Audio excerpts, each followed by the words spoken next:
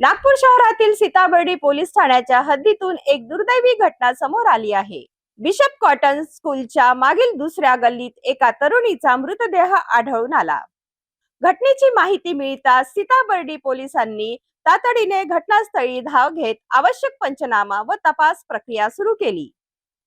प्राथमिक माहितीनुसार संबंधित तरुणी ही बाबुळगाव येथील रहिवासी असल्याचे सांगितले जात आहे।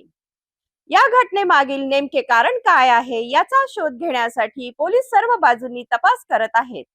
नागपूरच्या सीताबर्डी परिसरातील बिशप कॉटन स्कूलच्या मागील दुसऱ्या गल्लीत एका तरुणीचा मृतदेह आढळून आल्याने परिसरात एकच खळबळ उडाली आहे।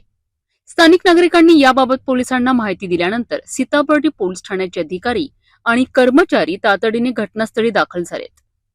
पोलिसांनी घटनास्थळाचा पंचनामा करून आवश्यक पुरावे संकलित केले असून तपासाची चक्रे वेगाने फिरू लागली आहेत।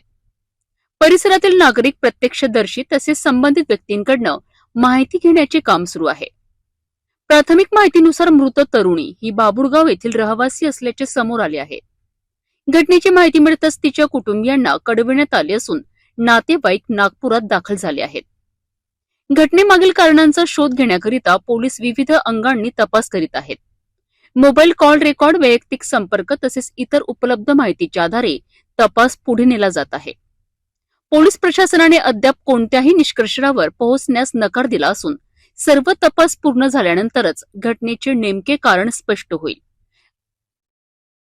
शवविच्छेदन अहवाल आल्यानंतर अनेक बाबी स्पष्ट होण्याची शक्यता आहे। या घटनेमुळे परिसरात हळहळ व्यक्त केली जात असून नागरिकांमध्ये विविध चर्चांना उधाण आले आहेत। मात्र कोणत्याही अफवांवर विश्वास न ठेवता अधिकृत माहितीचीच दखल घ्यावी असे आवाहन पोलिसांनी केले आहे।